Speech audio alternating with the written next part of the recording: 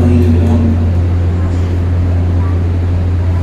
آپ حضرات کے درمیان پہلی مرتبہ آنے کا شرف حاصل ہوا، بغیر کسی تمہید اور بغیر کسی مقدمے کے اپنی گفتگو کو آگے بڑھانا ہے، اس لیے کہ وقت زیادہ ہو چکا ہے اور آپ حضرات بھی سب اپنے اپنے کاموں سے تھکار کر آئے ہیں۔ پروردگار عالم ارشاد فرما رہا ہے کہ وَمَن يُعَظِّمْ شَعَائِرَ اللَّهِ، کہ جس کسی نے بھی اللہ کے شعائر کی تعظیم کی، فَإِنَّهَا مِن تَقْوَى الْقُلُوبِ، تو بے شک اور بے شک یہی دلوں کا تقوی ہے۔ جس کسی نے بھی شعائر پروردگار کی تعظیم کی، اب یہاں پر ایک لفظ استعمال ہوا ہے، اس کو واضح کر کے آگے بڑھ جاؤں۔ پروردگار نے لفظ تعظیم استعمال کیا ہے، عبادت نہیں۔ پروردگار نے یہ نہیں کہا کہ وَمَن يَعْبُدْ، کہ جس کسی نے عبادت کی شعائر اللہ کی، اللہ کے شعائر یعنی اللہ کی علامات، ابھی اس کی طرف انشاءاللہ آؤں گا، بس متوجہ رہ کر ہماری طرف ہماری گفتگو پر دھیان دیں۔ پروردگار عالم نے کہا وَمَن يُعَظِّمْ، جس کسی نے بھی تعظیم کی۔ تعظیم کرنا اور ہوتا ہے، عبادت کرنا اور۔ تعظیم حرام نہیں ہے، لیکن پروردگار کے علاوہ عبادت کرنا حرام ہے۔ کسی کی بھی اگر آپ عبادت کر رہے ہیں پروردگار کے علاوہ تو کہا جاتا ہے تم شرک کر رہے ہو۔ لیکن اعلان گرامی پروردگار عالم نے قرآن مجید میں اپنے اس کھلے ہوئے واضح قول کے ساتھ یہ کہہ دیا کہ جس کسی نے بھی تعظیم کی، تو اب اس سے اتنا تو پتا چلا کہ شعائر پروردگار کی، علامات پروردگار کی تعظیم کرنا بری بات نہیں ہے۔ اب وہ لوگ کہ جو یہ کہتے ہیں، مثال کے طور پر ہم بارگاہ امام بارگاہوں میں آئے، ہم نے عالم کی تعظیم کرنا شروع کی، ہم نے تابوت کی تعظیم کرنا شروع کی، ہم نے انہیں چومنا شروع کیا، تو وہ یہ کہتے ہیں کہ یہ بدعت ہے، یہ شرک کر رہے ہیں۔ تو اگر تم نے قرآن مجید کو بغور پڑھا ہوتا اور سمجھا ہوتا تو تمہیں فرق سمجھ میں آتا کہ تعظیم اور ہے، عبادت اور ہے۔ ہم نے یہ کب کہا کہ ہم تابوت کی عبادت کرتے ہیں؟ ہم صرف اور صرف یہ کہتے ہیں کہ ہم تعظیم کرتے ہیں، ہم اس کا احترام کرتے ہیں۔ اچھا، اب جیسے ہی لفظ تعظیم آیا تو وہ کہنے لگے نہیں نہیں تعظیم بھی حرام ہے۔ اب جیسے ہی تعظیم حرام کہا، ہم نے کہا ٹھیک ہے، آپ کے گھر کچھ دیر کے لیے مہمان آ جاؤں؟ انہوں نے کہا بے شک آئیے، اسلام یہی کہتا ہے۔ اب جیسے ہی میں آیا تو میں نے ایک منظر دیکھا کہ وہ صاحب جنہوں نے بلایا تھا، مثال دے رہا ہوں، وہ میرے ساتھ بیٹھے تھے، کچھ دیر کے بعد قبلہ ان کے والدین آ گئے۔ اب جیسے ہی والدین آئے وہ ان کے احترام میں کھڑے ہوئے، جیسے ہی کھڑے ہوئے میں نے کہا یہ کیا بھیا، یہ تو حرام ہے۔ اب انہوں نے کہا نہیں نہیں نہیں، میں تو تعلیم کر رہا ہوں۔ میں نے کہا جس تعلیم کی تم اب بات کر رہے ہو وہی ہم درے مولا حسین پر لا کر ایک سلوات پڑھے محمد۔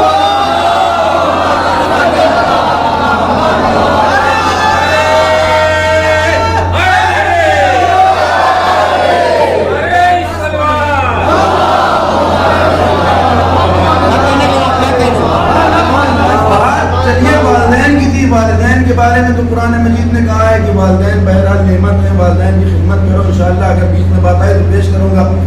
لیکن یہ تو والدین تھے۔ اب ان کے گھر میں بیٹھا ہی تھا کہ کچھ دیر کے بعد ایک مہمان آ گئے۔ مہمان نے فون کیا، سرکار آپ کا گھر کہاں ہے، مجھے مل نہیں رہا۔ کہا فلاں جگہ سے آئیے، فلاں راستے پر میں کھڑا ہوتا ہوں، آپ مل جائیں گے۔ میں نے کہا کھڑے کیوں ہو رہے ہیں، گھر ڈھونڈ لینے دیجیے۔ آپ نہیں سمجھے میری بات کو، آپ کیوں کھڑے ہو رہے ہیں، آپ بتائیے، آنا ہو تو میرے گھر میں آ جاؤ، ہم تمہیں کیوں لینے آئے۔ کہا نہیں، یہ ادب اور تعظیم کے خلاف ہے۔ جیسے ہی پھر لفظ تعظیم سنا، میں نے کہا ابھی جس تعظیم کی آپ بات کر رہے تھے کیا وہ حرام نہیں ہے؟ کہا یہ تعظیم حرام نہیں ہے، اس کا تو خدا نے حکم دیا ہے۔ تمہیں حکم خدا ملا کس سے؟ حکم خدا پتا کس سے چلا؟ کہا رسول سے۔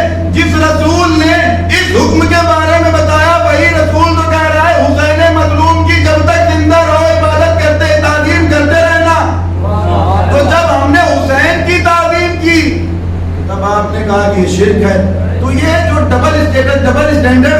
جاتے ہیں یہ کہیں اور جا کر کیجئے.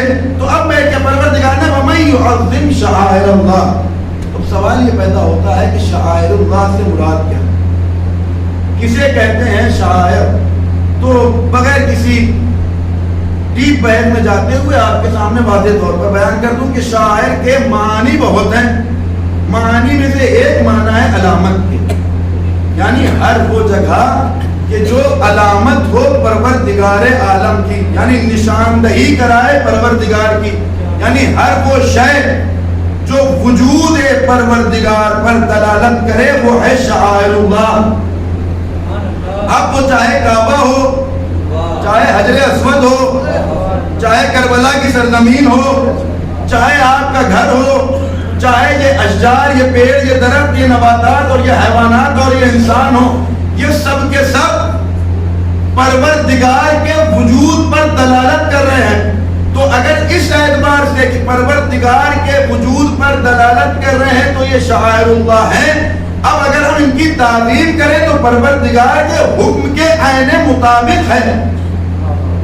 تو اب اتنا کم سے کم پتا چلا. ایک صلوات پڑھیں محمد و آل محمد.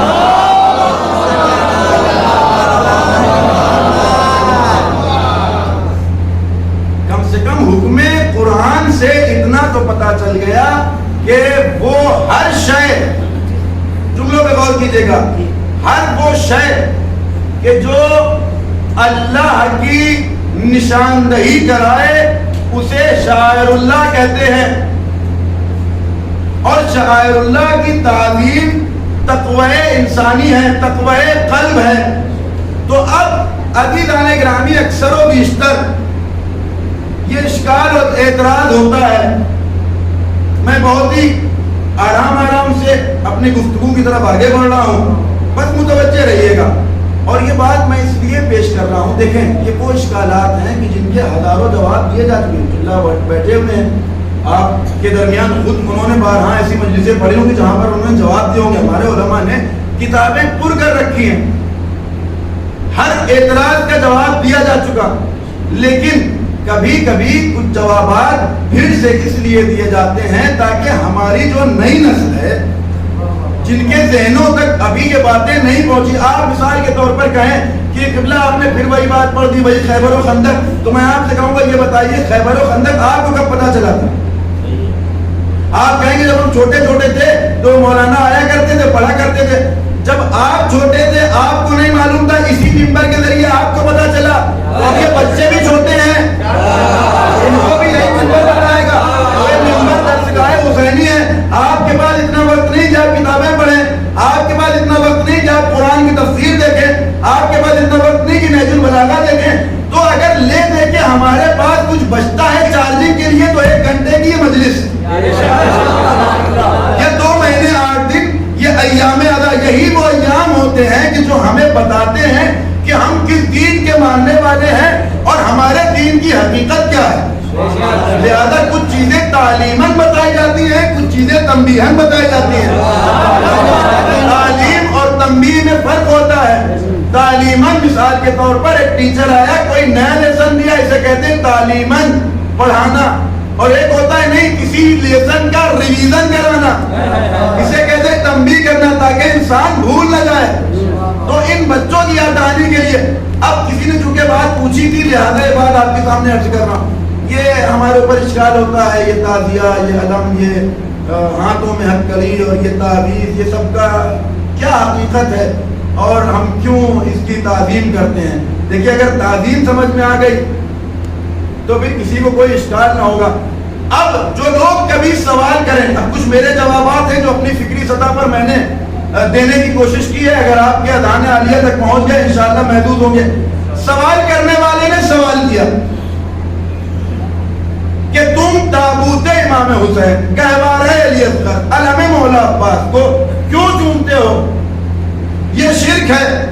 میں کہوں گا اگر تم نے دین اسلام کے لیسن کو صحیح سے پڑھا ہوتا اور سمجھا ہوتا، پڑھتے بہت سارے لوگ ہیں، سمجھتے کم لوگ ہیں، اگر سمجھا ہوتا تو آج یہ اشکال نہ کرتے. اٹھاؤ تاریخ اسلام، ہوئی ولادت مولا حسین، چلے فرشتے جناب جبرائیل کے ساتھ مجھے واقعہ نہیں پڑھنا، وہ ایک نقطے کی طرف اشارہ کر کے آگے بڑھنا ہے. فطرت نے دیکھا یہ فرشتے کہیں جا رہے ہیں، کہاں چلے؟ کہا رسول کے گھر میں نواسے کی پیدائش ہوئی ہے. اچھا ہمیں بھی لے چلو. کہا کیا کرو گے؟ کہا حذیفہ رسول سے اپنے بالوں پر مانگوں گا. اب جواب سنیے گا. اب وہ فرشتہ آیا، فطرت آیا، آنے کے بعد رسول کو رداعت سنائی. رسول نے کہا اچھا تمہیں بالوں پر چاہیے، جملہ غور سے سنیے گا، بالوں پر چاہیے تو جس گہوارے میں حسین لیٹا ہے اس کی جھولے کی لکڑی سے مس کر لو. بھائی حسین کہہ سکتے، رسول کہہ سکتے تھے حسین کے ہاتھوں سے مس کر لو، قدموں سے مس کر لو، آنکھوں سے مس کر لو، بالوں سے مس کر لو. رسول نے یہ کیوں کہا کہ گہوارے سے مس کر لو؟ اس کا مطلب یہ ہے کچھ شخصیتیں اتنی بابرکت ہوتی ہیں کہ وہ خود بھی بابرکت ہوتی ہیں اور جس سے منسوب ہو جائے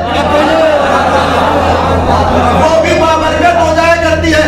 اور جواب سنیں، ہمارے اور آپ کے ہاں پورا دار و مدار دین اسلام کا صرف ایک لفظ پر ہے. قبلہ بیٹھے ہیں، میں یہ نہیں کہوں گا کہ میری تائید کریں گے. اکثر ایسا ہوتا ہے کہ ہم جیسے لوگ نیچے بیٹھے ہوتے ہیں اور آنے والے کہتے ہیں قبلہ بیٹھے ہیں، ہماری بات کی تائید ہو سکتا ہے کہ قبلہ کا نظریہ ہمارے خلاف ہو. اکثر ایسا ہوتا ہے. اب وہ غلط پڑھ کے چلے گئے، سارا گناہ جو ہے وہ قبلہ میں پڑ رہا ہے کیونکہ ان کے سامنے باتیں کہی گئی تھی، تائید شامل تھی. تو ہو سکتا ہے اختلاف ہو اور ہو سکتا ہے کہ ہماری تائید میں ان کی بات ہو. ہمارے یہاں سارا دار و مدار ایک لفظ پر ہے، لفظ نسبت.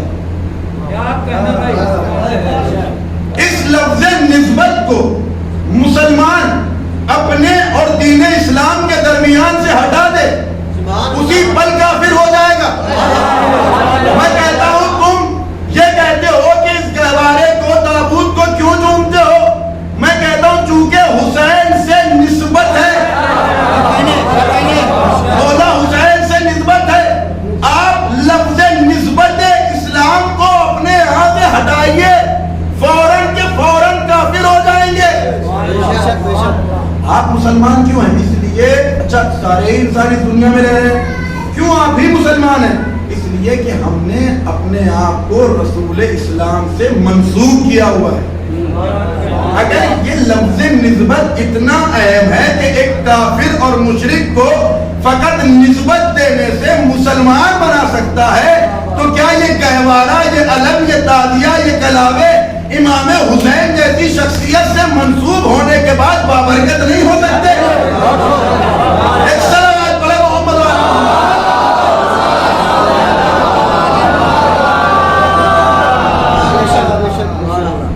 دوسری دلیل ایک کتاب ہے، کتاب کا نام ہے سپرمین ان اسلام. اس کو کسی شیعہ عالم نے نہیں لکھا بلکہ ایک انگریز فلسفی نے جب تحقیق کی چھٹے امام علیہ السلام پر،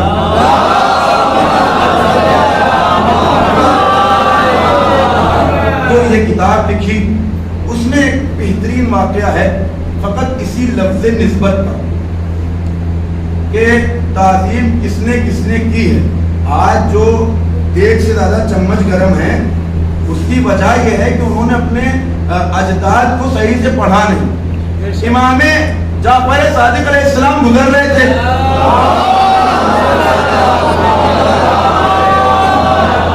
سامنے سے مسلمانوں کے ایک بہت بڑے امام ابو حنیفہ گزرے. امام کے ہاتھوں میں ایک عصا تھا. جملوں پہ غور کیجئے گا انشاءاللہ بہت محدود ہوں گے. امام کے ہاتھوں میں ایک عصا تھا. انہوں نے پوچھا اے مولا یہ بتائیں آپ کے ہاتھوں میں کیا ہے؟ کہا عصا. کہا کس کا ہے؟ کہا رسول کا. عصا رسول کا ہے، یعنی اس عصے کو نسبت ہے رسول سے. اب جیسے ہی ابو حنیفہ نے سنا کہا ایک مرتبہ مجھے دے دے تاکہ میں چوم لوں. امام نے کہا کیوں چومنا چاہتے ہو؟ کہا اس لیے چونکہ رسول کا ہے، رسول سے نسبت ہے. امام نے یوں آگے کیا پھر پیچھے کر لیا. اللہ جانے امام کس بات کا اقرار لینا چاہتے تھے. آگے کیا پیچھے کر لیا. کیوں چومنا چاہتے ہو؟ کہا پھر پیچھے کر لیا. کیوں چومنا چاہتے ہو؟ کہا اس لیے کہ رسول سے منسوب ہے.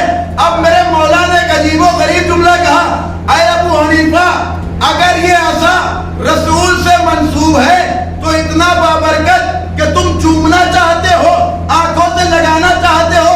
ہذا جلد رسول اللہ، ہذا اذن رسول اللہ، ہذا حد رسول اللہ، ہذا قلب رسول اللہ. یہ کھال رسول کی کھال، یہ کھال رسول کے کھال، یہ آنکھیں رسول کی آنکھیں، یہ کان رسول کے کان. اگر یہ عصا اتنا بابرکت تو پھر میری تعظیم کیوں نہیں؟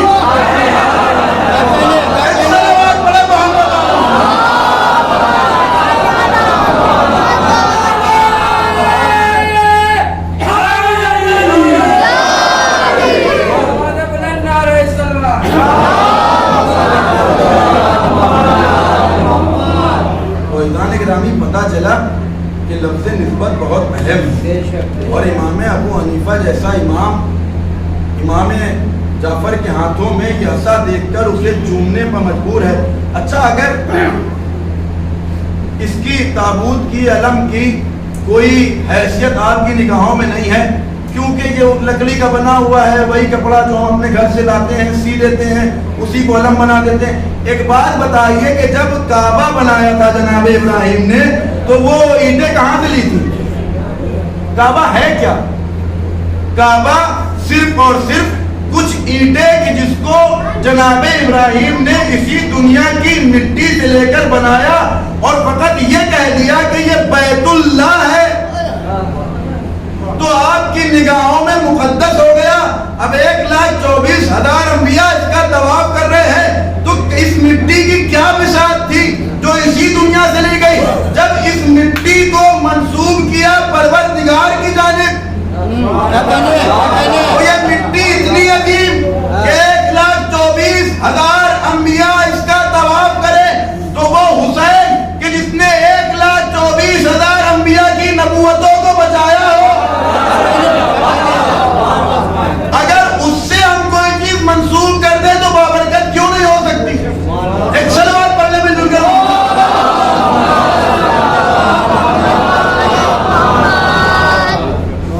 امام حسین علیہ السلام ہیں جن کی عظمت ہے، جنہوں نے اپنے وجود سے ہر شے کو اتنا متبرک بنا دیا.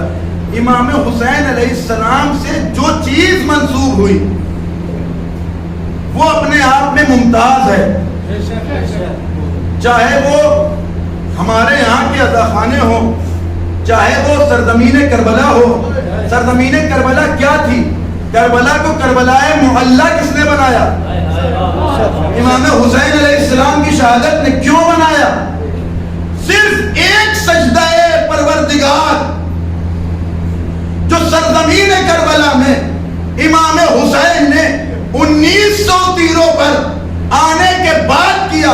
پروردگار کو وہ آخری سجدہ اتنا پسند آیا کہ پروردگار نے کہا، اے حسین اگر تو نے میری راہ میں اپنا سب کچھ قربان کیا تو اب دیکھ تجھے میں کیا کچھ نہیں عطا کرتا. جس سرزمین پر تیری شہادت ہوگی وہ خاک شفا بنے گی. جو چیز تم سے منسوب ہو جائے گی وہ بابرکت ہوگی. لوگ نمازیں میری پڑھیں گے، سلام تجھے پیش کریں گے. ایک صلوات پڑھے محمد والا.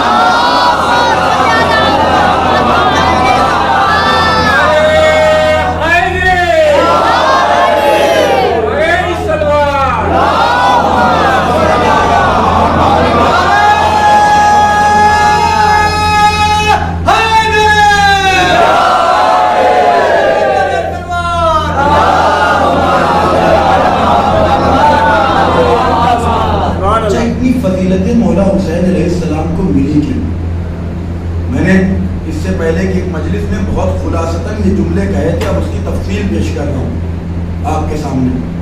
امام حسین علیہ السلام کی کل عمر کتنی تھی؟ 57 سال. یہی مشہور روایتیں ہیں، یہی آپ سب جانتے ہیں، یہی میں بھی جانتا ہوں.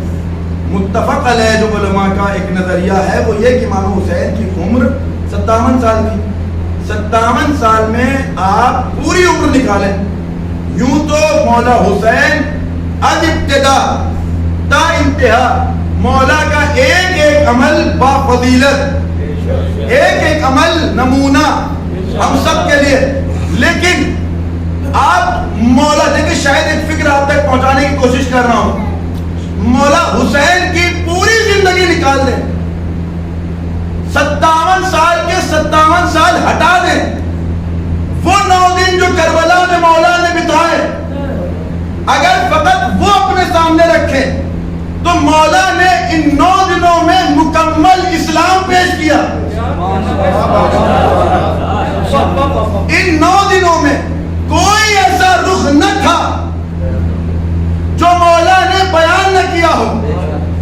عبادت کربلا میں، سخاوت کربلا میں، اطاعت کربلا میں، وفاداری کربلا میں، شجاعت کربلا میں، وحدانیت کربلا میں، بیٹے کو کیسے پالنا ہے کربلا میں، دوست کے ساتھ کیسے رہنا ہے کربلا میں، دشمن کا استقبال کیسے کرنا ہے کربلا میں، معاف کیسے کرنا ہے کربلا میں، توبہ کیسے کرنی ہے کربلا میں.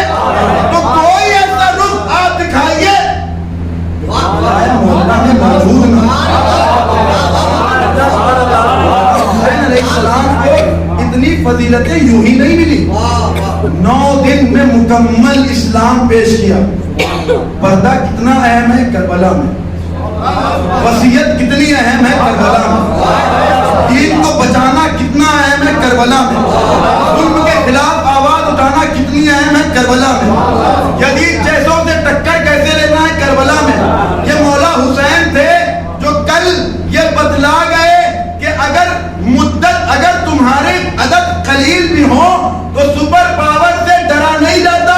آج یہی وجہ ہے کہ ایران اسی پالیسی پر عمل کرتے کرتے امریکہ جیسے کتے کے سامنے ڈٹا ہوا ہے.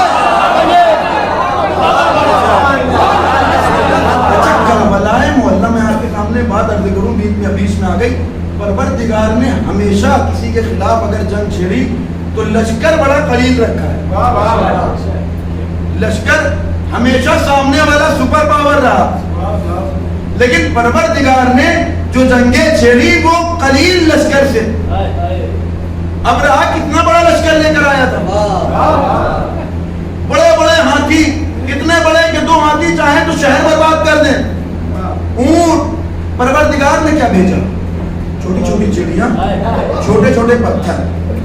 پروردگار بتانا یہ چاہتا تھا کہ تمہارے بڑے ہتھیار اپنی جگہ، لیکن پروردگار چاہے تو ان کنکریوں میں اتنی جانیں پیدا کر دے کہ تمہارے بڑے بڑے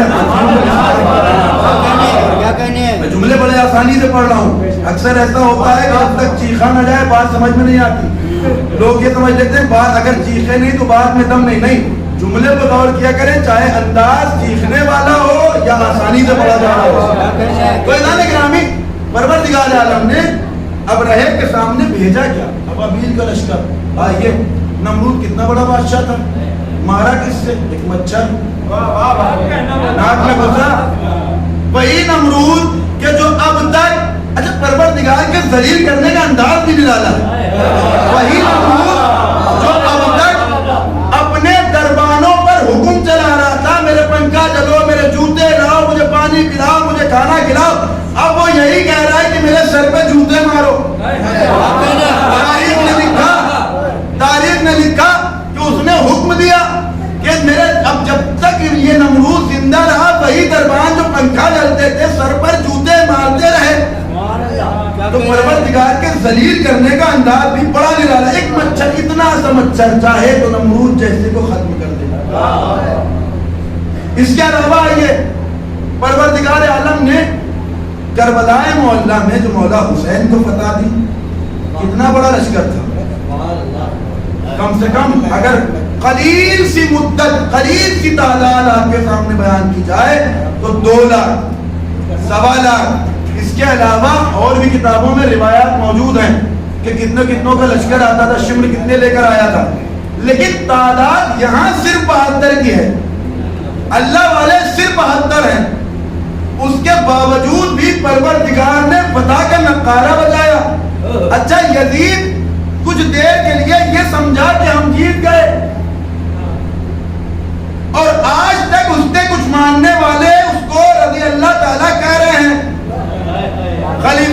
المسلمین بتا رہے ہیں سرزمین پاکستان میں. اب کی بار آپ سب نے دیکھا وہ ویڈیو وائرل ہوئی, اتنا بغض علی میں اندھے ہوئے کہ مولا کائنات کے نام کاٹا, یزید کے سامنے رضی اللہ تعالیٰ عنہ لکھا. میں کہتا ہوں کہ ٹھیک ہے, آپ نے اگر لکھا تو بہت اچھی بات ہے, کم سے کم ہمیں یہ پتہ چل گیا کہ آج بھی اولاد یزید زندہ ہے. صلوات پڑھیں حضور محمد.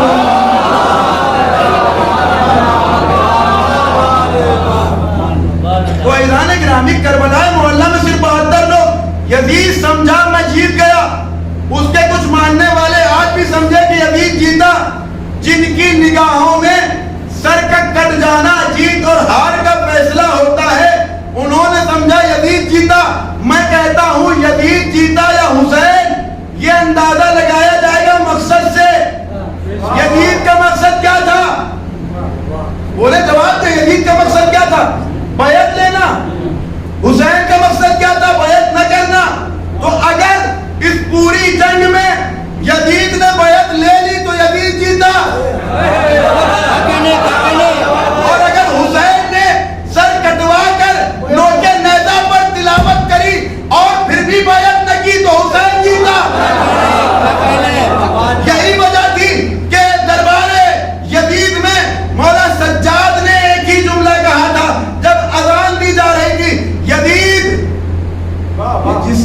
جس کا نام تم لے رہے ہو اشہد ان محمد رسول اللہ میں, یہ تیرا نانا تھا یا میرا؟ اگر یہ تیرا نانا تھا تو تو جیتا, اگر یہ میرا نانا تھا تو میں جیتا. اس کا مطلب یہ ہے کہ کربلا معلیٰ میں پروردگار نے ایک عظیم الشان لشکر کے سامنے صرف 72 کو فتح دی. کیوں؟ اب کربلا میں نے وہ بات پیش کی, بات نکل آئی تھی تو یہاں تک لے آیا. کربلا میں 9 دن میں مکمل اسلام پیش کیا مولا حسین علیہ السلام. بہت دیر آپ کے سامنے حائل نہیں رہوں گا. کیسے ہو سکتا ہے کوئی مجمع سے اٹھ کر سوال کرے کہ کیسے؟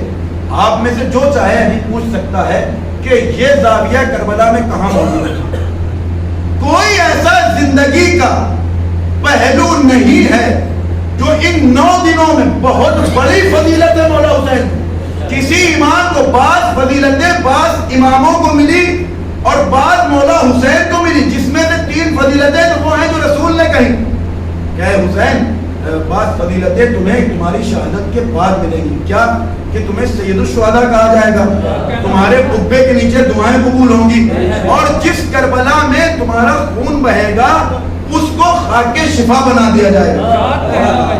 اور اسی میں سے ایک فضیلت یہ کہ ان 9 دنوں میں مکمل اسلام مولا نے پیش کیا. اب آپ کہیں گے, ہو سکتا ہے کہیں وفاداری کہاں تھی؟ آپ کہہ رہے ہیں قبلہ کہ وفاداری کی اعلیٰ مثال کربلا میں ہے. وفاداری کہاں تھی؟ شب عاشور چراغ گل کر دیے. امام حسین نے ایک ہی جملہ کہا, اے میرے چاہنے والوں, اے میرے ساتھیوں, میں تم پر سے اپنی بیعت اٹھائے لیتا ہوں. چاہو تو چلے جاؤ, چاہو تو نہیں رہو. اگر یہیں تک بات رہتی تو مان جاتا. حسین نے تو ایک جملہ اور کہا تھا, چاہتے ہو تو چلے جاؤ, جنت کی ضمانت میں لے رہا ہوں. آپ سے سوال کر رہا ہوں, اگر مولا حسین آپ کے سامنے ہوں اور کل آپ کو پتا ہو کہ نرغہ عطا میں گن کر شہید ہونا ہے, اور مولا کہیں کہ جانا چاہتے ہو تو چلے جاؤ, میں تمہیں جنت دلواؤں گا. جب جوانان جنت کا سردار خود ضمانت دے رہا ہو تو آپ اور مجھ جیسا انسان کیا کرے گا؟ ہو سکتا ہے میں کہہ دوں ٹھیک ہے مولا آپ نے جنت کی ضمانت تو لے لی, اب میں چلتا ہوں. یہ وفاداری نہیں تھی تو کربلا میں اور کیا تھی؟ جنت کی ضمانت جوانان جنت کا سردار لے رہا ہے. چراغوں کو گل کر دیا.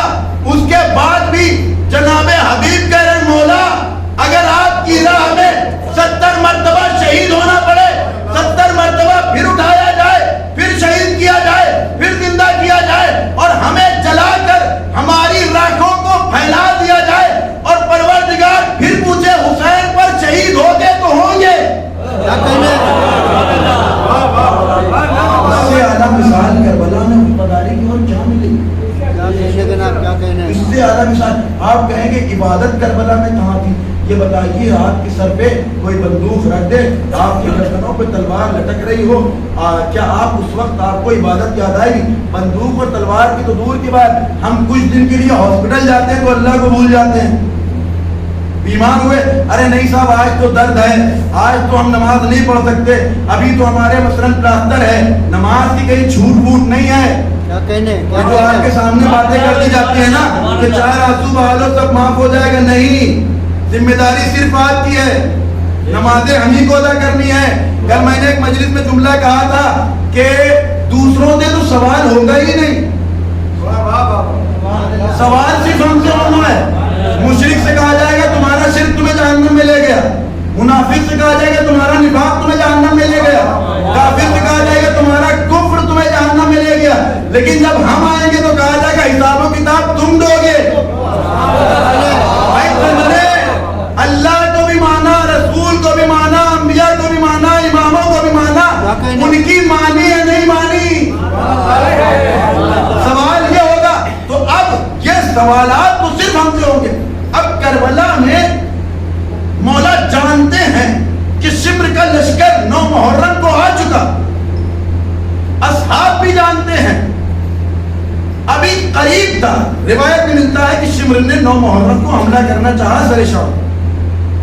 روایت میں ملتا ہے مولا حسین نے آواز دی، عباس یہ شمر سے جا کر کہو کہ 1 رات کی عبادت کی مجھے اجازت دے دے. تلوار گردن پر ہے اور صرف مولا حسین نے عبادت نہیں کی.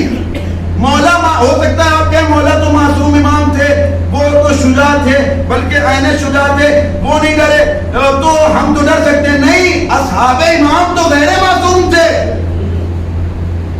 انہوں نے بھی ایسی عبادت کی کہ یزیدیوں نے کہا اس رات ایسی عبادت ہو رہی تھی، ایسی تسبیح و تحلیل کی آواز آ رہی تھی کہ جیسے مکھیوں کے بھنبھنانے کی آواز آتی ہے.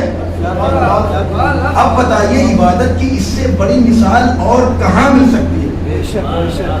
عبادت کی دوسری مثال، سر امام حسین نے سجدے میں کٹوایا، 1900 تیر بدن میں لگے ہوئے ہیں.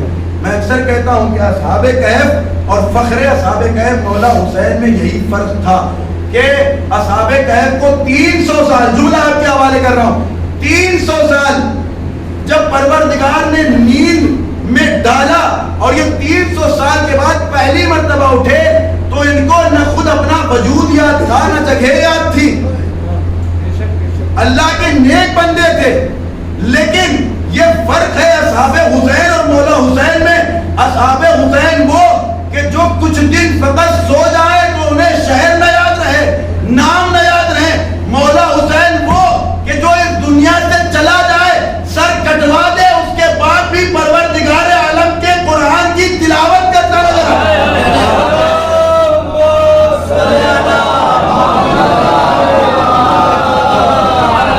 آپ کہیں گے کربلا میں سخاوت کی مثال کہاں ہے؟ کربلا میں سخاوت کی، اب کوئی اندھائی ہوگا جسے کربلا میں سخاوت نہ دکھے. یہاں پر مولا حسین علیہ السلام کو آپ بتائیے ہمارا اور آپ کا کوئی کچھ بگاڑ دے، کوئی گھر بار لوٹ لے یا کوئی گھر بار لوٹنے پر مجبور کر دے تو کیا آپ زندگی میں اسے معاف کریں گے؟ انسانی طبیعت کا تقاضا تو یہ ہے کہ اس کو قتل کر دیں گے یا اس سے دشمنی مول رکھیں گے. یہ صرف اور صرف سخاوت ابن رسول خدا تھی کہ وہی حر کے جس نے کربلا میں آنے پر مجبور کیا، اسی کے لشکر کو باوجود کہ مولا جانتے ہیں کہ میرا پانی بہت کم ہے،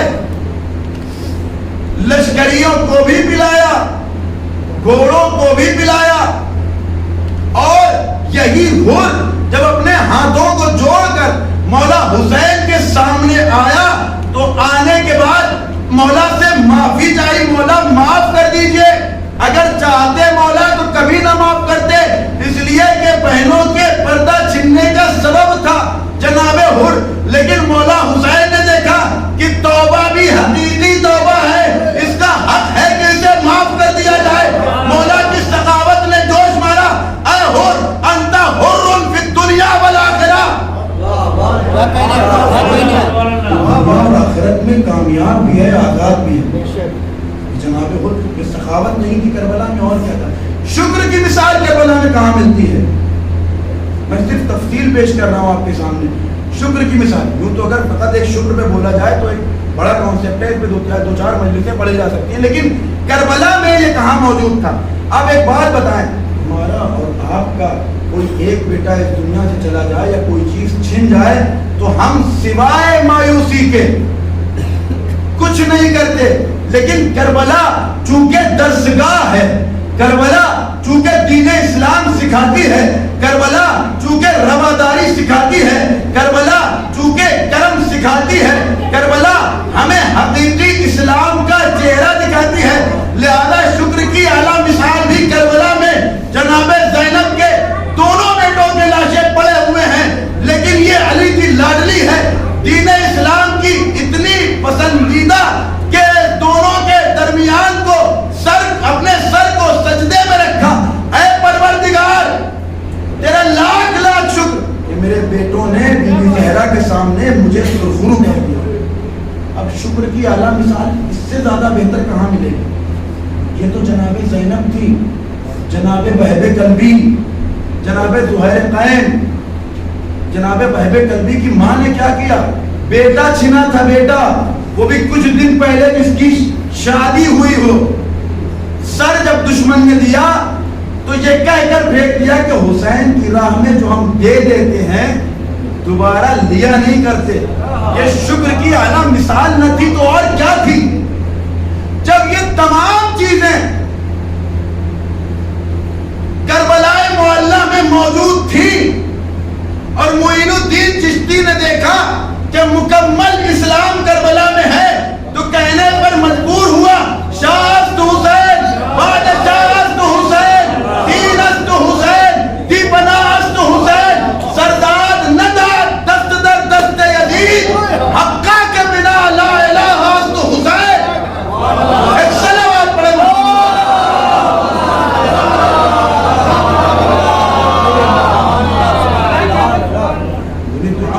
یہ نہیں کہا تھا کہ مکمل اسلام دین حسین ہے، شاہ حسین ہے، بادشاہ حسین ہے، بنائے لا الہ حسین ہے، 1,24,000 انبیاء مقروض ہیں مولا حسین علیہ السلام۔ اگر وہ اپنا سر سجدے میں نہ کٹواتے، یہی وجہ ہے کہ پروردگار نے کہا حسین اب تجھ سے جو شے منسوب ہو گئی اسے اتنی بابرکت کر دوں گا کہ اس کے وسیلے سے بھی اگر کوئی مجھ سے مانگے گا تو دوں گا۔ آج ہم جو اپنے گہوارے سے علم سے جا کر مانگتے یہ سوچ کر نہیں مانگتے کہ یہ حقیقی دینے والے نہیں، حسین مظلوم محبوب پروردگار ہیں۔ میں نے کل بھی ایک جملہ پڑھا تھا، اکثر یہ اشکال ہوتا ہے، بہت غور سے سنیے گا، شاید آپ پر بھی کوئی اشکال کرے کہ آپ لوگ یہ کہتے ہیں کہ رازق مولا کائنات ہے، آپ لوگ یہ کہتے ہیں کہ دینے والے مولا حسین علیہ السلام ہیں، آپ لوگ یہ کہتے ہیں کہ ملتا حسین کی طرف سے ہے، رزق حسین کی طرف سے ملتا ہے، ایسا کیسے جبکہ حقیقی دینے والا تو پروردگار ہے؟ سوال ہے یا نہیں؟ حقیقی دینے والا کون؟ پروردگار۔ تو تم ان سے کیوں مانگ رہے ہو؟ سوال پیدا ہوتا ہے یا نہیں؟ ان سے اس لیے میں اب آپ سے میں کراس کوشچن کر رہا ہوں، اس لیے کہ منطق تو آپ کو سمجھ میں آتی نہیں، لاجک سے آپ کو سمجھا نہیں سکتا، تو آپ کو کراس کوشچن کے ذریعے ہی سمجھایا جا سکتا ہے۔ اب اتنا بتائیے کہ موت دینے والا کون؟ اللہ۔ سب مانتے ہیں نا موت دینے والا پروردگار۔ تو پروردگار قرآن میں کیوں کہہ رہا ہے کہ فرشتے اپنے میرے بندوں کی روح قبض کرتے ہیں؟ پروردگار نے قرآن میں صاف صاف کہا کہ اگر تم دیکھو وَلَوْ تَرَى الَّذِينَ، اگر تم دیکھو ان لوگوں کو کہ جو بندوں کو موت دیتے ہیں، تو اب میرا سوال یہ کہ جب حقیقی پر موت دینے والا پروردگار ہے تو یہ فرشتے روح کیوں قبض کر رہے ہیں؟ تو آپ جواب یہ دیں گے کہ حکم کا جاری کرنے والا پروردگار ہے، اور جس کے ذریعے جاری کیا جائے تو ہے ملائکہ۔ ہم بھی یہی کہتے ہیں رزق کا دینے والا پروردگار ہے، جس کے ذریعے دیتا ہے وہ ہے ذات علی ابن ابی طالب۔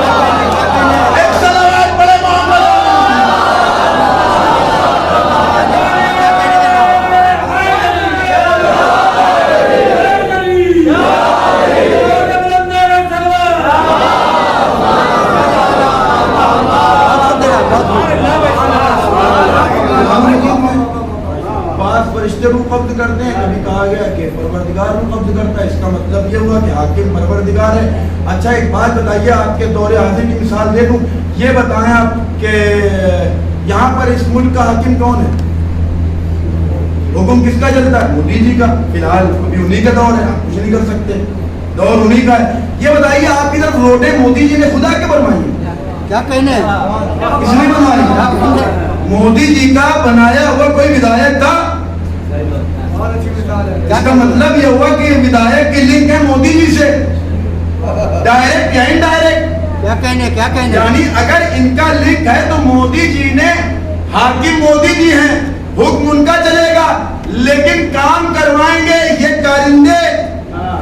تو اب مثال اسی طریقے سے سمجھیے، حاکم حقیقی پروردگار، اس کے بنائے ہوئے ودایک ائمہ معصومین، تو اب دینے والا پروردگار ہے، لیکن جس کے ذریعے دے گا وہ ائمہ معصومین علیہ السلام ہے۔ لہذا ہم پر اشکال نہ کیا کرو، اس لیے کہ جب جب تم نے اشکال کیا منہ کی کھائی ہے۔ ایک صلوات پڑھے محمد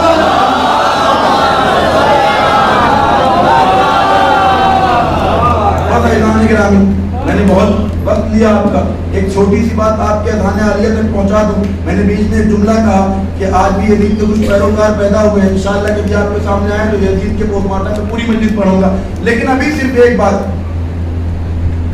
مسلمانوں کا کی بہت بڑی تعداد، تقریباً تمام کے تمام اہل سنت برادران جو ہمارے بھائی ہیں، آیت اللہ سستانی نے کہا کہ یہ ہماری روح اور نفس و جان ہے، ہم اس سے جھگڑا نہیں کرتے۔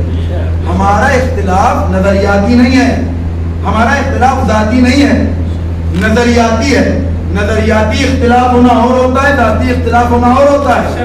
نظریاتی اختلاف کا مطلب یہ ہے کہ سید سستانی کا فتویٰ کچھ ہے، رہبر کا فتویٰ کچھ ہے، اس کا مطلب یہ نہیں کہ دونوں آپس میں لڑ رہے ہیں، نہیں۔ تو عزیزان گرامی، اب پوری امت مسلمہ یہ کہتی ہے کہ یزید تو ملعون تھا اور لعنت بھیجی ہے۔ تو کچھ لوگ ہیں جو ابھی آگئے ناصبی حضرات ہیں، ان کا نہ شیعہ سے تعلق ہے نہ سنیوں سے تعلق ہے، یہ صرف اور صرف بھیجے گئے ہمارے درمیان اختلاف پیدا کرانے کے لیے۔ پوری امت مسلمہ بہت غور سے سنیے گا، کوئی بات ہے جو آپ تک پہنچانا چاہ رہا ہوں، صرف اور صرف اشکالات ہیں، اس کے جوابات۔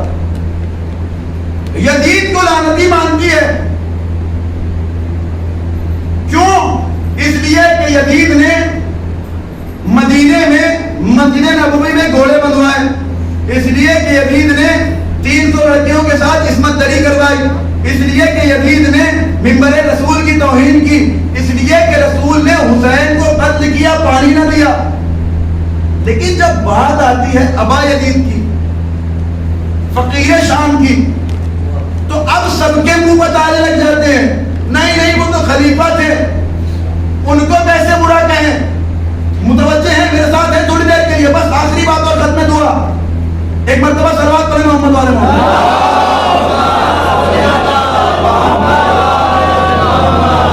بس متوجہ رہ کر سنیے گا، میں کہتا ہوں اس طرح یزید لعنتی، اس طرح فقیر شام بھی لعنتی۔ کیسے؟ جنگ صفین اٹھائیے، تمام مسلمانوں نے لکھا کہ جنگ صفین میں پہلے فقیر شام آیا، لشکر پہ قبضہ کیا، دریا پہ قبضہ کیا، پانی بند کر دیا۔ جواب سنیے گا، پانی بند کر دیا۔ چاہتا کیا تھا کہ امام علی کے لشکر کو پانی نہ دے کر پیاس سے ہلکان کیا جائے، اس کے بعد جب یہ آدھے مر جائیں گے پھر مار لیا جائے گا۔ دیکھیے ایک ہوتا ہے شجاع اور ایک ہوتا ہے فرضی شجاع، سنیے گا جملوں کو۔ انہوں نے پانی بند کر دیا، یہ ان کا عمل تھا۔ ادھر مولا نے کہا کہ اے میرے چاہنے والوں حملہ کرو، مولائیوں نے حملہ کیا، دریا اپنے قبضے میں لے لیا۔ اب یہ سوچ رہے تھے کہ ہمیں علی پانی نہ دیں گے کیونکہ ہم نے نہیں دیا، لیکن اب اس کی باری تھی کہ جس کی تلوار شریعت کے مطابق چلتی تھی۔ ایک جملہ کہا آپ کے سامنے، اس کی تفصیل پیش کرنے کا وقت نہیں ہے۔ جس کی تلوار شریعت کے مطابق چلتی تھی، علی نے پانی پلایا یہ کہہ کر کہ ہوا پانی تھا، اس کو میں ختم نہیں کر سکتا۔ علی جنگ کے میدان میں ہے، لیکن اس کے باوجود بھی شریعت سکھا گئے کہ دریا جیسے پانی پر کسی کی حکومت نہیں ہوتی۔ اب مولا کائنات کائنات نے لشکریوں کو پانی پلایا. پلانے کے بعد اب جملے پہ غور کیجیے گا. فقیر شام نے پانی اس لیے بند کیا تھا تاکہ پیاس سے ہلکان کرے. جب آدم مر جائے انسان تب تلوار سے دیر کر لے تو جو سامنے والے کو پانی اس لیے نہ دے تاکہ ہلاک کر کے پھر تلوار سے مار سکے, اسے کہتے ہیں فردی شجاع فقیر شام. اور جو سامنے والے لشکر کو پانی سے سیر کرے پھر دیر کرے اسے کہتے ہیں ذات علی ابن ابی طالب.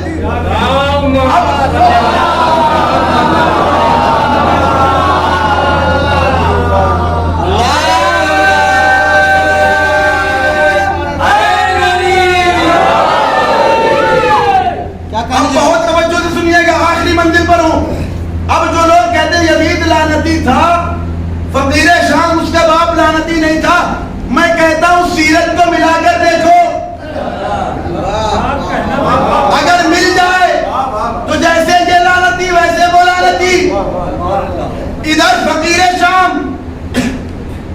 کربلا میں اس کا بیٹا یزید, دوسری طرف مولا حسین, کربلا میں ان کے بیٹے مولا, ایک طرف مولا علی, کربلا میں ان کے بیٹے مولا حسین.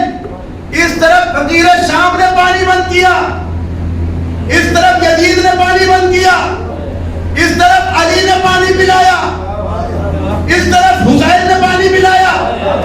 حسین نے چیخ کر کہا یہ تو میں پانی پلا رہا ہوں, یہ میرے بابا کی سیرت.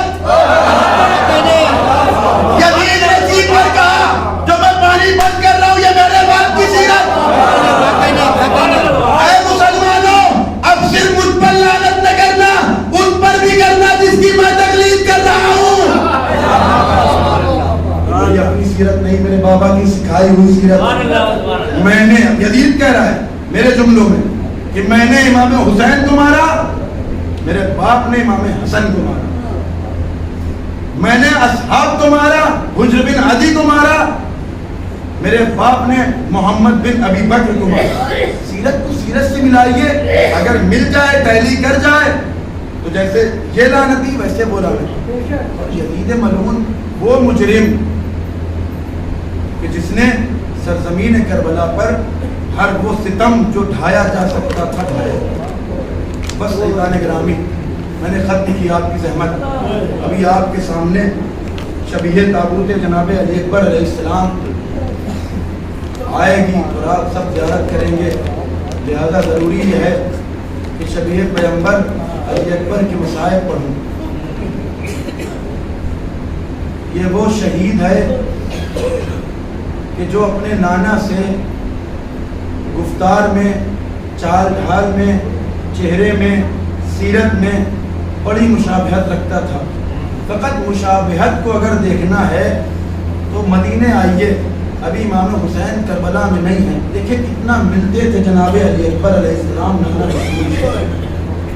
ایک نصرانی ہے جو مسجد نبوی میں داخل ہوا, داخل ہونے کے بعد جیسے ہی لوگوں نے دیکھا کہ نصرانی ہے, غیر مذہب کا ہے, ہماری مسجد میں داخل ہوا, باہر کر دیا کہ نہیں آ سکتے, مسجد نجس ہو جائے گی. اس نے چیخ کر کہا اب میں نصرانی نہیں رہا, میں مسلمان ہو چکا ہوں. مصائب سنیے جناب علی اکبر علیہ السلام کے. تصور کرانا میرا کام ہے, تصور کرنا آپ کا کام ہے. اب لوگوں نے پوچھا کیسے مسلمان ہوئے؟ کہا کل شب میں نے خواب میں رسول اسلام کو دیکھا تھا, ان کے بغل میں میرے نبی جناب عیسیٰ تھے. میرے نبی نے مجھے یہ حکم دیا کہ ان کے ہاتھوں پر بیعت کرو. میں نے بیعت کر لی, میں اسلام لے آیا, لیکن اب ایک خواہش ہے کہ جانشین نبی کے ہاتھوں پر بیعت کروں. کیا کوئی ہے مدینے میں کہ جس کے ہاتھوں پر بیعت کروں؟ لوگ مولا حسین کے در پر لے آئے. اللہ جانے کتنی مصیبت تھی جناب امام حسین پر. امام حسین نے سوال کیا, اس نے یہی جواب دیا. اب میرے مولا نے ایک بات کہی, اے نصرانی کیا تو چاہتا ہے کہ اس کے ہاتھوں پر بیعت کراؤں جو میرے نانا سے سب سے زیادہ مشابہ تھا؟ آنے والا نے کہا ہے میرے مولا اگر یہ ہو جائے تو کتنی اچھی بات ہے. اب میرے مولا کے ابن آواز کی کہتی ہے بیٹا علی اکبر خیمے سے باہر آؤ، ذرا گھر سے باہر آؤ۔ اب نصرانی نے دیکھا جب جناب علی اکبر آئے تو چہرے پر نقاب تھی، مولا نے نقاب کو الٹا، روایت کا بخدا جملہ ہے، اپنی طرف سے کچھ نہیں پڑ رہا۔ نصرانی نے چہرہ دیکھا، غش کھا کر گر گیا۔ مولا نے پانی ڈالا، جب وہ اٹھا اٹھنے کے بعد کہتا ہے جیسا رسول کو میں نے خواب میں دیکھا تھا ویسا ہی بالکل یہ آپ کا بیٹا ہے، مصائب اب پڑھ رہا ہوں۔ اب مولا حسین نے ایک سوال کیا، اے نصرانی اتنا بتا، اگر تیرا اس جیسا کوئی کڑیل جوان ہو اور اس کے پیروں میں کانٹا لگ جائے تو کیا تو دیکھ سکے گا؟ نصرانی نے کہا مولا اگر میرا اس جیسا جوان ہو اور اس کے پیروں میں کانٹا لگ جائے میں دیکھ کر مر جاؤں گا مولا، مجھے برداشت نہ ہوگا، 3 مرتبہ کا مولا میں مر جاؤں گا۔ جیسے ہی مولا نے اتنا چیخ کر روئے، اے نصرانی تو اپنے بیٹے کے کا پیروں میں کانٹا نہیں دیکھ سکتا، ارے میرا یہی کلیل جوان سرزمین کربلا میں ٹکڑے ٹکڑے ہوتا دیکھوں گا۔ جزاکم اللہ خیر الجزا، خدا آپ کو کوئی غم نہ دے سوائے ہمیں مولا علی اکبر علیہ السلام کے۔ کچھ دیر اور مصائب پڑھنے کی اجازت دے دیں، اس لیے کہ بہت عظیم شہید ہے یہ، وہ شہید ہے جسے بی بی زہرا سلام اللہ علیہا سے بہت بڑی نسبت حاصل ہے۔ جناب زہرا جناب علی اکبر کو بہت چاہتی ہے، آج بھی روایتوں میں ملتا ہے ہر شب جمعہ بی بی زہرا در مولا حسین علیہ السلام پر آتی ہے۔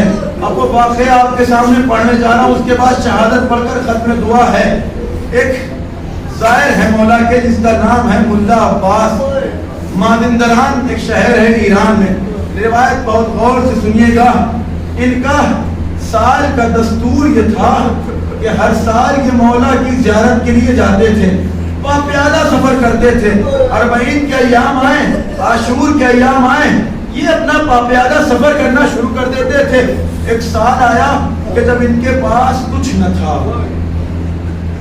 ان کے پاس اتنا پیسہ یا اتنے ساز و سامان نہ تھا کہ مولا کی پیادہ زیارت کریں، مسائب نہیں مجھے معلوم کیسے پڑھوں، آپ کیسے سنیں گے۔ لوگوں نے جب جانے لگے تو دیکھا کی بار ملا عباس مازندرانی نہیں ہے، چلو چل کر پوچھتے ہیں۔ لوگ آئے، آنے کے بعد سوال کیا ملا عباس اب کی بار تم کیوں نہیں چل رہے؟ کہا یہ پریشانی ہے۔ لوگوں نے دیکھا، ان کی پریشانی کو دور کیا۔ اب ملا عباس نے جوش و خروش کے ساتھ مولا کے پرچم کو ہاتھوں میں لیا، صدائے یا حسین بلند کرتے ہوئے کربلا کی سرزمین پر چلے۔ ابھی وہ ایام گزرے ہیں کہ جب 40 کے ایام تھے، لوگ پیدل سفر کر رہے تھے۔ آپ سب میں جنہوں نے کربلا کا پیدل سفر کیا ہے انہوں نے دیکھا ہوگا کربلا میں پیدل سفر کرنے والوں کے ساتھ کتنے اچھی طریقے سے برتاؤ کیا جاتا ہے۔ ابھی آپ کے پیروں میں سوجن نہ آئے گی کہ کوئی دبانے والا آ جائے گا، ابھی آپ کو پیاس نہ لگے گی کوئی بچہ پانی لے کر آ جائے گا، لیکن ذرا تصور کریں یہی راستہ تھا اہل حرم کو لے جایا جا رہا تھا۔ جب جب جناب سکینہ پانی مانگتی تھی، شبر ملعون کا قادیانہ پڑتا تھا۔ میں اکثر کہتا ہوں ارے میرے مولا کتنے مظلوم تھے، آج ہم مولا کے نام پر نکلتے ہیں، لوگ مالش بھی کرتے ہیں، کھانا بھی کھلاتے ہیں، حتیٰ کہ پیروں کو چومتے بھی ہیں، لیکن سید سجاد کی مصیبت سنیں، اسی سرزمین سے کانٹوں پر پھرایا جاتا ہے۔ عباس مازندرانی چلے، کچھ دور چلے تھے کہ جب تھک کر بیٹھ گئے، لوگوں سے کہا آرام کر لو، ایران سے عراق کا سفر بہت لمبا سفر، مجھے نہیں پتا میں کیسے آخر کے جملے پڑھوں گا۔ اب روایت کہتی ہے کہ ملا عباس اس مقام پر پہنچے کہ جہاں سے مولا کا گنبد تھوڑی دور پر نظر آ رہا تھا۔ لوگوں نے کہا بہت تھک گئے ہیں، کچھ دیر آرام کر لیں۔ ملا عباس مازندرانی کہتے ہیں اے زائرین حسین، کچھ دور کربلا گئے، آج شب جمعہ گئے، میں نے روایتوں میں دیکھا ہے شب جمعہ مولا حسین علیہ السلام کی زیارت کا بہت ثواب ہے۔ میں جانتا ہوں تم سب تھک گئے ہو، ذرا میرے ساتھ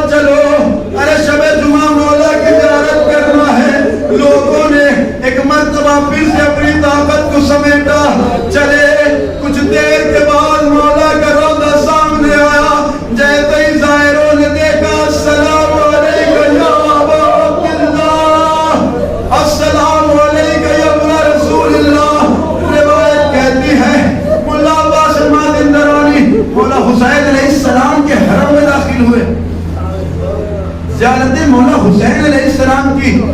اب ملا عباس کہتے ہیں مجھے نہیں پتا آپ کیسے سنیں گے, تصور کریے خالی آپ کربلا میں موجود ہیں, پروردگار ہم سب کو کربلا کی زیارت نصیب فرمائے, آپ کے ناسموں کے عوض کربلا کی زیارت نصیب ہو.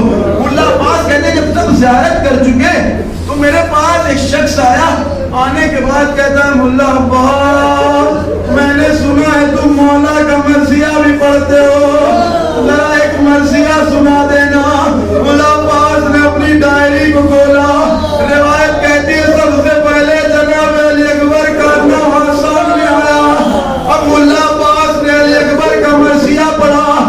روایت کہتی ہے کہ تمام لوگوں میں وہ گریہ ہوا جو یادگار زمانہ ہے. اب ملا عباس نے جملہ کہا اے لوگوں چلو ماتم کر لیا, اب مسافر خانے میں آرام کر لے. اب جیسے ہی ملا عباس لیٹے عالم خواب نے کیا دیکھا کہ مولا حسین علیہ السلام آئے ہیں. اے ملا عباس تم سے دو گزارش ہے. کہا مولا خادم حاضر, کا پہلی گزارش یہ ہے کہ جب مازندران جانا تو میرے بلا چاہنے والے کو میرا سلام کہنا. ایسی اپنی تقدیروں پر فخر کرو. ملا عباس نے ہاتھوں کو جوڑا, اے میرے مولا لوگ آپ کو سلام کرتے ہیں, آخر یہ شخص کون ہے جسے آپ سلام کہلوائے جملہ سنیں گے. میرا مولا کہتا ہے ملا عباس ارے یہ وہ مجھ پر رونے والا ہے جب کہیں مجلس برپا ہوتی ہے تو اداداروں کی جوتیاں سیدھی کرتا.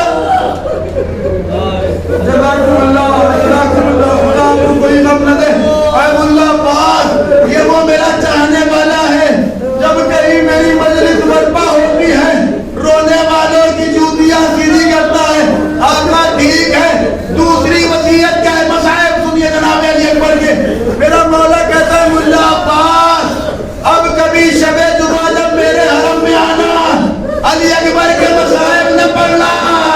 آقا کیا کوئی خطا ہو گئی ہے, کیا کچھ غلط پڑھ دیا؟ کہا نہیں, تمہیں نہیں معلوم ہر شب جمعہ میری ماں فاطمہ زہرا میری زیارت کو آتی ہے. ارے جب سے علی اکبر کا نام پڑا میری ماں کو اب تک ہوش نہیں آئی.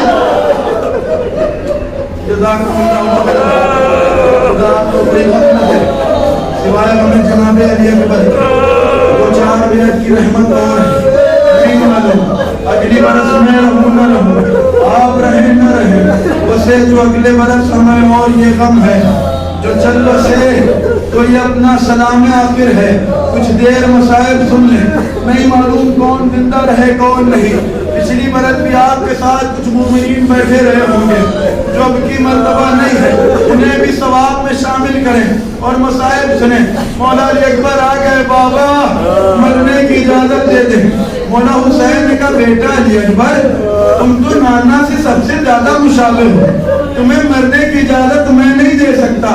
نانا پہ بابا پھر کون دے گا؟ کہا 18 سال چکیاں پیس کر زینب نے پالا ہے, اس کے بعد جا کر اجازت دے دو. جناب زینب کے پاس گئے, پھوپھی اماں اجازت دے دیجیے. جناب زینب نے اجازت دی. مصائب کا اختتام کر رہا ہوں. جناب علی اکبر آئے, جنگ میں وہ جنگ کی جو یادگار زمانہ ہے. ایک مرتبہ کسی شکی نے جناب علی اکبر کے سینے پر برچی ماری. کربلا میں 3 مقام ہے جہاں پر سب سے زیادہ گریہ ہوتا ہے. آپ انشاءاللہ جب کربلا کی زیارت کرنے جائیں گے, جن لوگوں نے زیارت کی ہے انہوں نے خود یہ محسوس کیا ہوگا. کربلا میں 3 مقامات ہیں جہاں سب سے زیادہ آنسو نکلتے ہیں. پہلا مقام وہ جگہ جہاں مولا حسین کو ذبح کیا گیا تھا. جب آپ اس مقام پہ جائیں گے تو تصور کریں گے اسی مقام پر سیدہ زہرا اپنے بالوں کو بکھرائے اپنے حسین کو اپنے آغوش میں لٹائے ہوئے تھی. دوسرا وہ مقام جہاں پر آپ سب سے زیادہ گریہ کریں گے جسے دلِ زینبیہ کہا جاتا ہے. وہ مقام کے جہاں سے زینب دیکھ رہی تھی حسین کے سر پر کند خنجر چل رہا تھا. تیسرا مقام جہاں سب سے زیادہ گریہ ہوتا ہے وہ وہی مقام ہے جہاں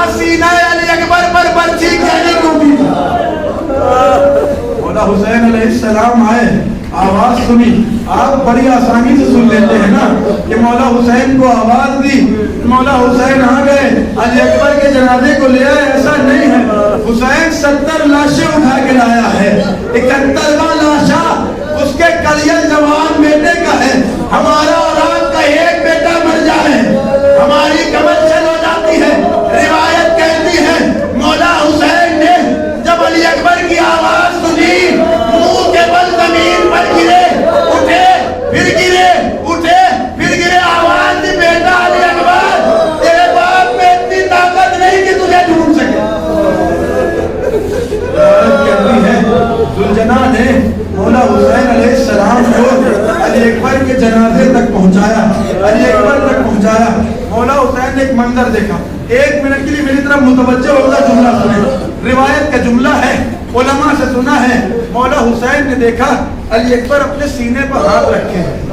अली अकबर ये चाहते हैं कि बाबा मेरे सीने का ये जख्म न देखें, बाप देखा, बाप से देखा न जाएगा। मौला हुसैन ने पूछा अली अकबर इतना कराह रहे हो, सीने पर हाथ क्यों रखे हो? जनाब अली अकबर ने जवाब नहीं दिया। दोबारा पूछा अली अकबर सीने पर हाथ क्यों है? जब कोई जवाब न दिया, मौला ने अपने हाथों के अली अकबर के हाथ को उठाया। खुदा किसी बाप को ये मंजर न दिखाए। क्या देखा? बच्ची की अली सीने पर टूट गई है। नजब का रुख किया, आस्तीनों को पलटा, बाबा खैबर का दर उखाड़ना आसान था, कलियल जवान के सीने से बच्ची का फल निकालना बहुत मुश्किल। अब तो या अली कहकर बच्ची निकाली, बच्ची के साथ कलेजा बाहर आ गया।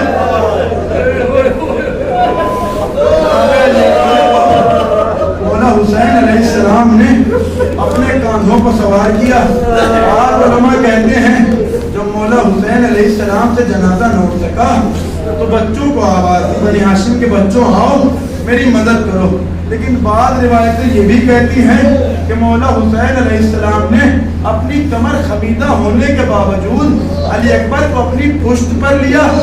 एक जुमला कहते जाते थे, अली अकबर अभी मरना नहीं, तुम्हारी माँ तुम्हारा इंतजार कर रही है। अली अकबर अभी आंखें न बंद करना। अब ये जनाजा खैमे में आया, जनाबे ज़ैनब ने देखा, तड़प कर रोई। जनाबे सकीना ने भैया का लाशा देखा, तड़प कर रोई। अब खुदा किसी को ये मंजर न दिखाए।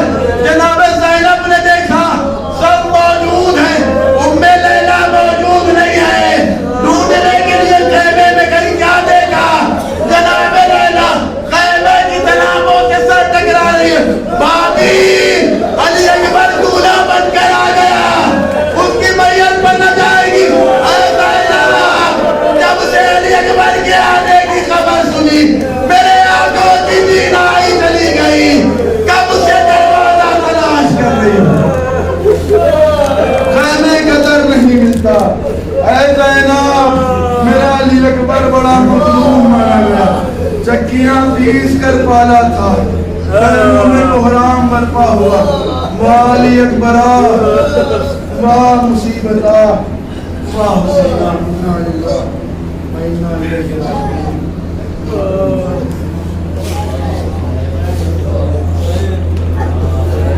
Ya Hüseyin, Ya Hüseyin,